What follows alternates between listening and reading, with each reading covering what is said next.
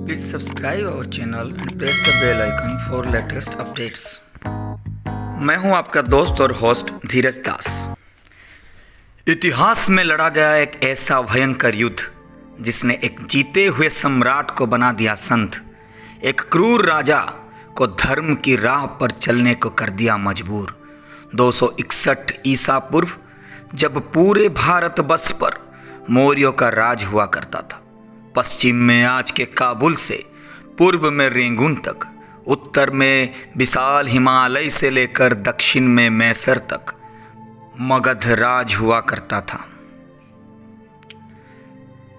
पर इस विशाल राज्य में, इस विशाल साम्राज्य में पूर्व के तट पर बसा एक छोटा सा नगर कलिंग नहीं आता था।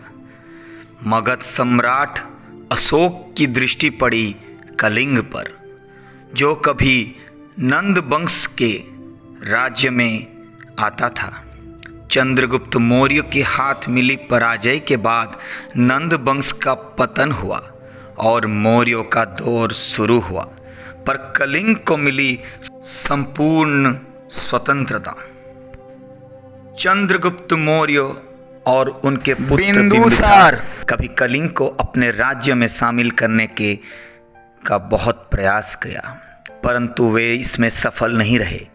पर बिंदुसार के पुत्र सम्राट अशोक को किसी भी हालत पर कलिंग चाहिए था, क्योंकि तब की कलिंग, जो आज का उड़ीसा राज्य है, वो थी बेहतरीन, समृद्ध और कुशल। कलिंग की नौसेना विशाल थी। वे पूर्व तट से आज के जावा, सुमात्रा, मलेशिया, श्रीलंका तक अपने व्यापार बढ़ा चुके थे। अशोक ने कलिंग के राज्यों के सभी राजाओं को आत्मसमर्पण का न्योता दिया, पर उन राजाओं ने उनके इस प्रस्ताव को ठुकराकर युद्ध की तैयारी करनी शुरू कर दी। एक और जहां मगध के विशाल सैन्य बल था, 1 लाख से भी अधिक स्थल सेना, 1700 घोड़े, हजार हाथियों का महासेना थी अशोक व सम्राट की, और दूसरी ओर थी कलिंग सेना। युद्ध अपनी चरम पर था। किसने भी पहले ऐसा युद्ध, ऐसे प्रचंड युद्ध नहीं देखा था। तब की कलिंग की राजधानी भुवनेश्वर के निकट धौली पर दया नदी के किनारे लड़ा गया यह युद्ध इतना प्रचंड था, इतना भयंकर था कि दया नदी की पानी का रंग ही बदल गया और वह लाल रंग में परिणत हो गया। कलिंग की सेना कमजोर होते रही। तभी नगर के बच्चे क्या बूढ़े, सभी लोग हाथों में हथियार लेकर रणभूमि में कूद पड़े। राज्य के सेना डट कर मुकाबला कर रही थी मौर्य सेना की।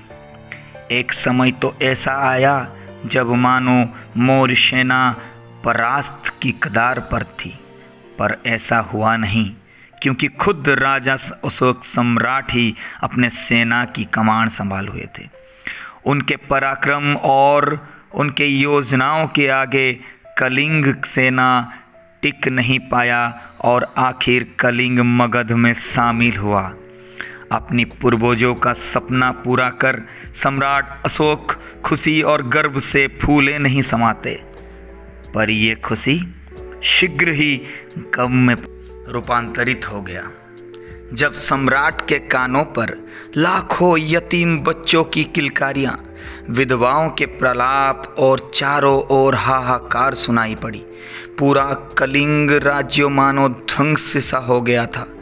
इन बातों ने सम्राट के मन को कुछ ऐसा झिंझोड़ा कि वो खुशी से नहीं रह पाए और उन्होंने अपने राजधानी पाटलिपुत्र को लौटने का फैसला किया। फिर उन्होंने बौद्ध धर्म को अपनाकर पूरे विश्व में शांति का पैगाम देने का प्रण लिया। उन्होंने भारत में कई जगह पर शांति स्तूप बनाए। उन्हीं में से एक है धौली स्तूप। ये थी कहानी कलिंग युद्ध की। ये थी कहानी कलिंग के लोगों के पराक्रम की और एक राजा जिसे मिली असली संपत्ति की। आपके बहुमूल्य और कीमती समय हमें देने के लिए आपका बहुत बहुत धन्यवाद।